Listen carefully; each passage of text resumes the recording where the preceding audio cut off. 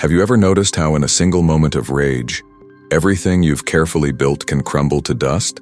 How one outburst can destroy relationships that took years to cultivate, opportunities that were within your grasp, the inner peace you've worked so hard to achieve? I understand that feeling. I spent years believing anger was just a natural emotion, something inevitable, perhaps even justified when life didn't unfold according to my expectations. I would explode at the smallest frustrations, hold on to resentments like precious treasures, let irritation simmer beneath the surface of every interaction, and with each explosion, I felt momentarily powerful, as if I were finally taking control, standing up for myself, refusing to be trampled. But the truth I discovered, the truth that transformed everything, was far more sinister and profound than I could have imagined. Anger isn't simply an emotion, it's a doorway, a portal through which something far darker than we realize gains access to our entire being. Manly Palmer Hall, one of the greatest esoteric philosophers of the modern era, dedicated much of his work to unveiling this hidden truth, a truth that ancient mystery schools guarded zealously, that spiritual traditions across all cultures recognized and warned against. When you allow anger to take root in your heart, you're not just experiencing a passing emotion. You're literally opening an invisible door in your energetic field, creating a breach in your spiritual defenses, inviting forces that feed on lower vibrations to establish residence within you. And here's what makes this so devastating. Most people have no idea this is happening. They believe they're simply expressing their feelings, being authentic, refusing to be passive. But with each moment of unchecked rage, they're handing over the keys to their inner kingdom to an enemy they cannot see. In the next minutes, I'm going to share with you exactly how this mechanism works, why anger is considered the deadliest of all emotional states in every authentic spiritual tradition, and most importantly, how you can close this portal forever and reclaim sovereignty over your inner world. This isn't about suppressing emotions or becoming passive. It's about understanding the metaphysical reality of anger and the invisible war being waged for control of your consciousness. Prepare yourself to see anger in a completely different light and to understand why the masters warned that a moment of rage can undo years of spiritual progress. The ancient Hermetic texts speak of humanity as existing simultaneously in multiple dimensions. We are not merely physical bodies moving through space and time. We are complex energetic systems, beings of light temporarily inhabiting dense matter, consciousness itself taking form in the material realm. And as such, we exist within an intricate web of forces, influences, and entities that most people never perceive with their ordinary senses. The physical world we see is merely the outermost layer of a reality far more vast and populated than modern materialistic science admits. Within this greater reality, there exist hierarchies of beings, some aligned with evolution, growth, and light, others aligned with devolution, entropy, and darkness. This isn't mythology or superstition. Every authentic esoteric tradition, from the Kabbalah to Tibetan Buddhism, from ancient Egyptian mystery schools to Vedantic philosophy, acknowledges this fundamental structure of reality, and humanity, standing at the crossroads between these forces, becomes the battlefield where this cosmic drama unfolds. Our consciousness, our attention, our emotional states act as tuning mechanisms. Just as a radio dial determines which frequency you receive, your emotional vibration determines which forces can access and influence you. When you exist in states of love, gratitude, compassion, and inner peace, you attune yourself to higher frequencies. You become accessible to guidance, inspiration, and forces that support your evolution. Your energetic field becomes coherent, strong, luminous. But when you descend into lower emotional states, particularly anger, something catastrophic occurs in your energetic anatomy. Anger creates what the Kabbalists call a klippa, a shell or husk, a breach in your spiritual defenses. In Sanskrit traditions, they speak of creating karmic impressions or samskaras that bind consciousness. Christian mystics referred to it as opening yourself to demonic influence. The terminology varies across cultures, but the underlying metaphysical reality remains consistent. Anger creates an opening through which darker forces gain entry to your being. Let me explain exactly how this mechanism operates, because understanding this will change how you relate to anger forever. When you become angry, several things happen simultaneously on multiple levels of your being. Physically, your body floods with stress hormones, your heart rate elevates, your breathing becomes shallow and rapid, your muscles tense. Your rational mind goes offline as the primitive brain takes control. You've felt this countless times. But this is merely the surface-level manifestation. On the energetic level, something far more significant occurs. Your electromagnetic field, your aura, undergoes a dramatic shift. Modern science can now measure this. Studies using gas discharge visualization and biofield imaging have shown that negative emotions create visible disruptions in the human energy field. These disruptions appear as dark spots, tears, or chaotic patterns in what should be a coherent, luminous field. When you're angry, your aura literally darkens and fragments. And here's where it becomes truly alarming. These breaches in your energetic field act as entry points. Just as a wound in your skin creates vulnerability to infection, these energetic tears create vulnerability to non-physical influence. Entities that exist in lower astral planes, beings that many traditions call demons or negative entities or thought forms, are drawn to anger like sharks to blood in the water. They don't have physical bodies, but they are conscious, intentional, and hungry. Hungry for what? For energy, for life force, for the vibrational sustenance they can only obtain by feeding on living beings experiencing lower emotional states. Manly Palmer Hall explained this with remarkable clarity in his lectures on the invisible side of warfare, both external and internal. He described how certain beings in the lower astral realms have no connection to the higher sources of spiritual nourishment. Having cut themselves off from divine light through their own choices eons ago, they must feed on the emotional energy of beings still connected to physical life. And the most potent source of nourishment for these entities is human anger, fear, and suffering. When you become angry, you're not just feeling an emotion. You're literally generating an energetic food source that these beings consume. And here's the truly insidious part. Once they find an easy food source, they work to ensure it continues. They begin to influence your thoughts, amplifying irritations, magnifying slights, replaying grievances in your mind, pushing you toward more anger. You think these are your own thoughts, your own reactions, but you're being played like an instrument by forces that have learned exactly which strings to pluck to generate the vibrations they crave. This is what Hall meant when he said anger is a portal. It's not metaphorical. It's a precise description of an energetic reality. When you rage, you create an opening, and something walks through it. Something that doesn't have your best interests at heart. Something that wants you to remain in anger because your anger feeds it. Consider how anger operates in your life. Have you noticed how one moment of anger can spiral into hours or days of continued irritation? How a small frustration can grow into overwhelming rage seemingly out of proportion to the original trigger? How sometimes you feel almost possessed by anger, as if something else has taken control of your responses. This isn't just psychological. This is the signature of influence from beyond your normal consciousness. The Tibetan Buddhist tradition has extensive teachings on this phenomenon.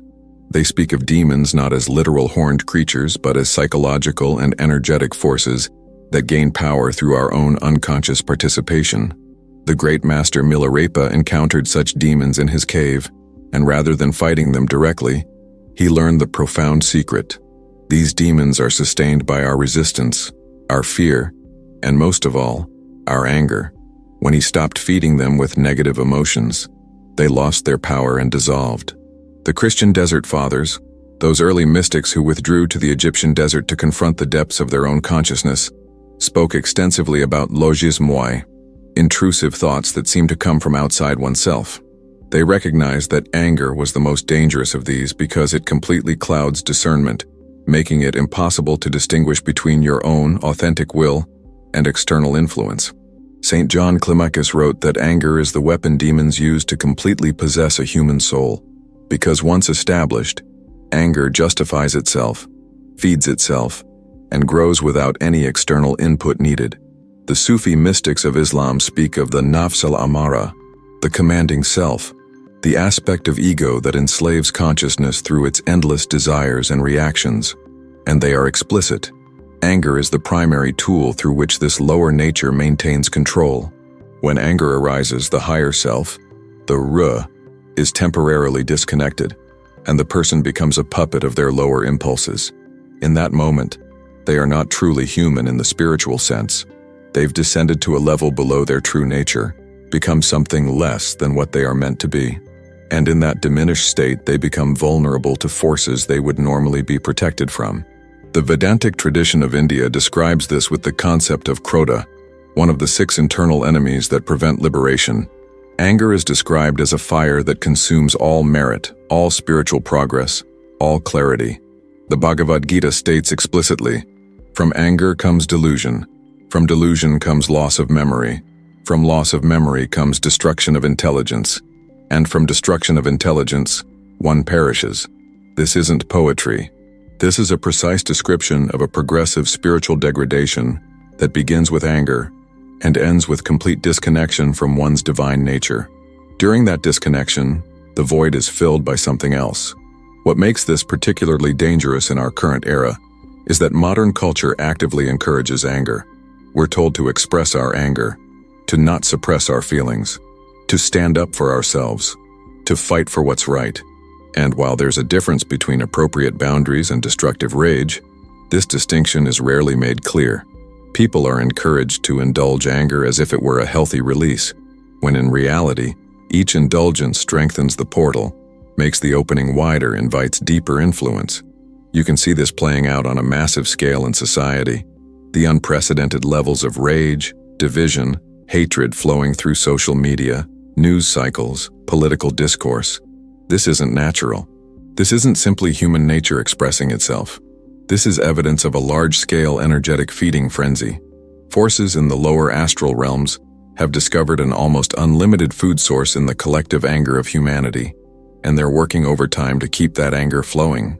Every algorithm designed to trigger outrage, every headline crafted to inflame, every comment section devolving into vicious attacks, all of this serves to keep the portals open, to keep the energy flowing, to keep billions of people generating the low vibration sustenance that these entities require. But here's what they don't want you to understand. You have complete power to close the portal. The door only remains open as long as you continue to feed anger with your attention and your energy. The moment you recognize what's truly happening, the moment you see anger not as your emotion, but as an invasion, everything changes. This isn't about suppressing emotion or becoming passive. This is about recognizing the difference between appropriate response and possession by anger. There's a vast difference between setting clear boundaries from a place of centered power and exploding in rage. One comes from your true self, your higher consciousness. The other comes from the enemy that has entered through the portal you opened. The masters across all traditions teach the same fundamental practice for closing this portal, the cultivation of witness consciousness. This is the ability to observe your emotions without becoming identified with them, to watch anger arise without believing you are the anger. In this space of witnessing, something miraculous happens. The anger loses its grip. It's still there, but it's no longer you. And in that moment of disidentification, the portal begins to close. The entities that were feeding on your anger suddenly find their food source cut off. The grip they had on your thoughts begins to loosen. Manly Palmer Hall taught that the development of the rational mind, the cultivation of philosophical perspective, was the primary defense against these invasive forces. When you can pause in the moment of anger's arising and ask yourself, who is angry? What am I really responding to? Is this reaction proportional and appropriate, or am I being played? You create space between stimulus and response. In that space lives your freedom. In that space, the portal cannot remain open. The Stoic philosophers of ancient Greece and Rome understood this profoundly. Marcus Aurelius wrote that the best revenge is to not be like your aggressor. Epictetus taught that what disturbs people is not events themselves, but their judgments about events. This wasn't just philosophy. This was practical spiritual technology for maintaining sovereignty over one's inner world, for ensuring that the fortress of consciousness remains impregnable to invasive forces. When you refuse to judge, when you refuse to create the story that justifies anger, you starve the entities that feed on that anger.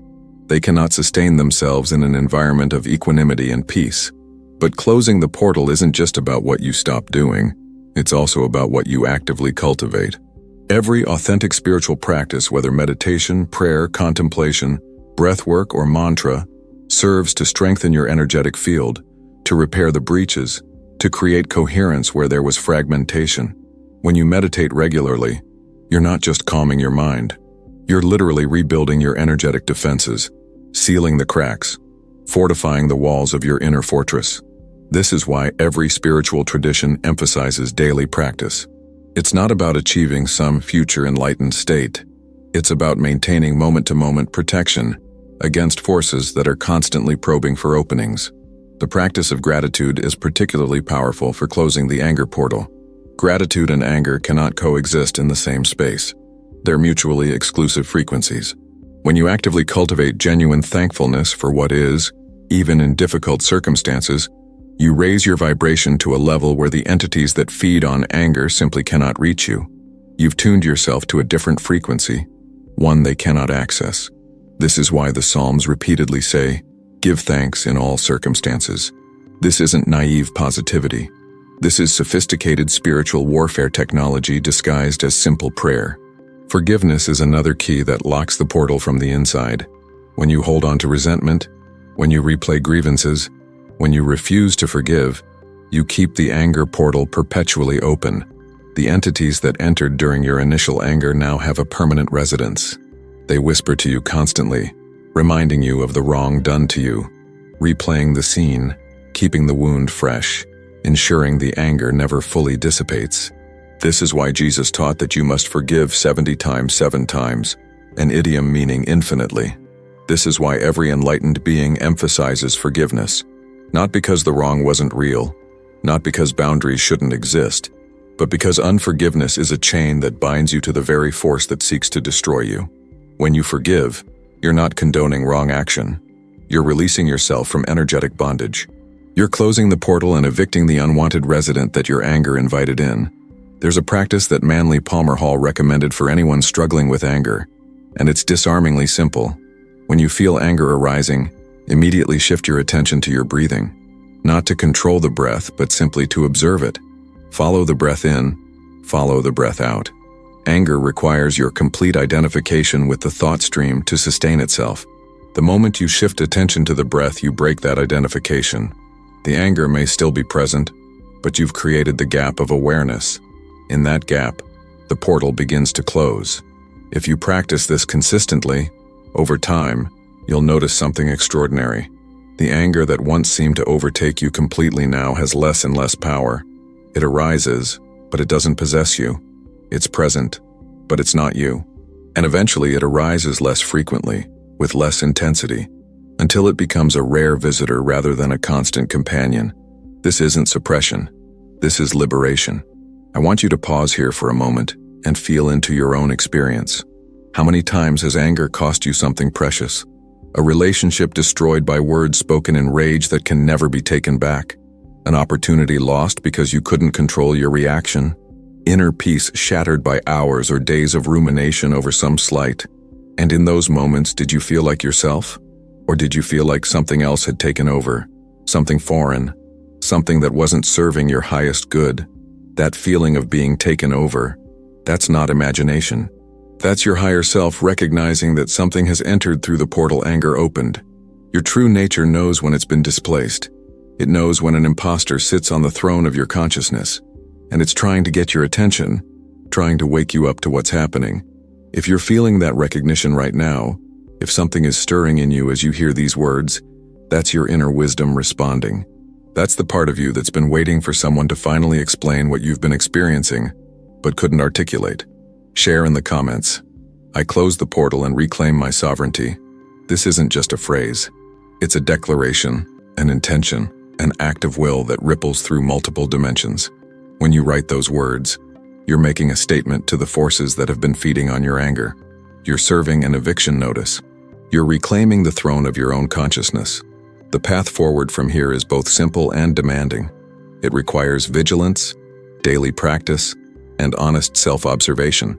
You must become intimate with the subtle arising of anger before it becomes overwhelming.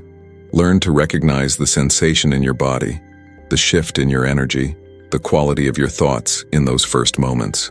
That's your opportunity to intervene, to choose differently, to refuse to open the portal even a crack. Some days you'll succeed brilliantly. Other days, anger will overtake you before you recognize what's happening. That's part of the process. What matters is that you keep practicing, keep returning to center, keep choosing consciousness over reactivity. Each time you successfully navigate a moment that would have previously triggered rage, you strengthen your energetic field. You seal the portal a little more permanently. You reclaim another piece of your sovereign territory. Over time, the practice becomes easier. Not because life stops presenting challenges, but because you've built new neural pathways, new energetic patterns, new automatic responses that serve your evolution rather than feeding your enemies. Remember that this battle isn't really against external forces. The demons, the entities, the negative influences only have power because we gave it to them through our own choices, our own indulgence in lower states. They're parasites, not overlords. They can only feed where we create the conditions for feeding.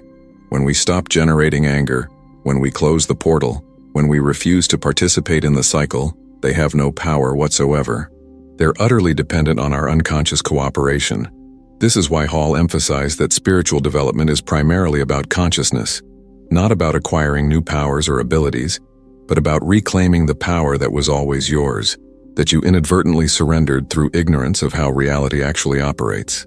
The moment you understand that anger is a portal, that your emotional states determine your energetic accessibility, that you're not helpless before these forces but rather their inadvertent collaborator, everything shifts. You move from victim to sovereign, from unconscious to aware, from enslaved to free.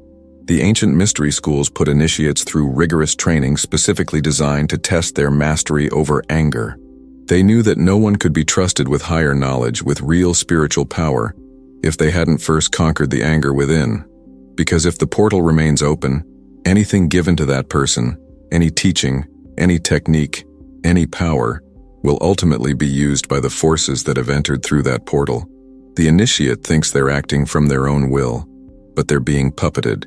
This is why the path of initiation always begins with the purification of the emotional nature. Not because emotions are bad, but because uncontrolled emotions create vulnerabilities that make higher development impossible. Only when the emotional body is mastered, when the portals are sealed, when the inner fortress is secure, can the real work of spiritual transformation begin.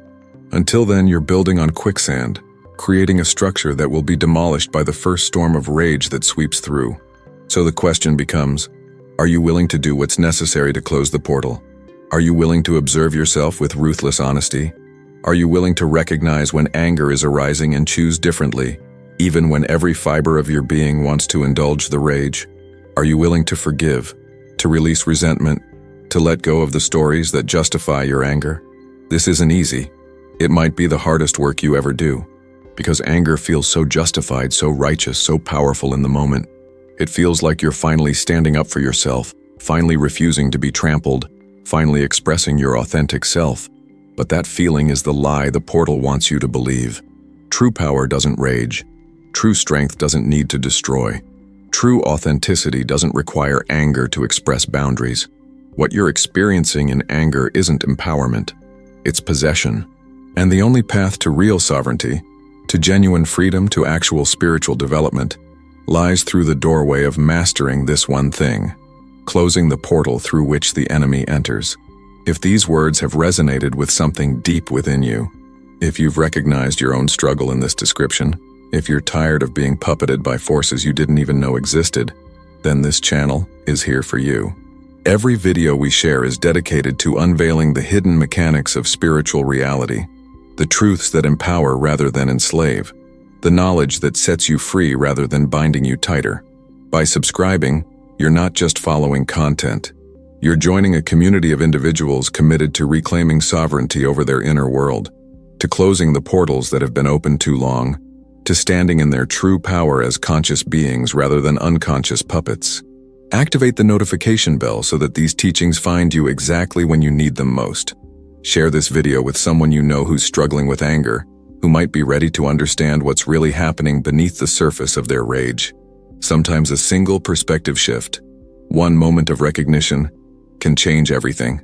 And remember, you are not your anger. You are the consciousness that can observe anger.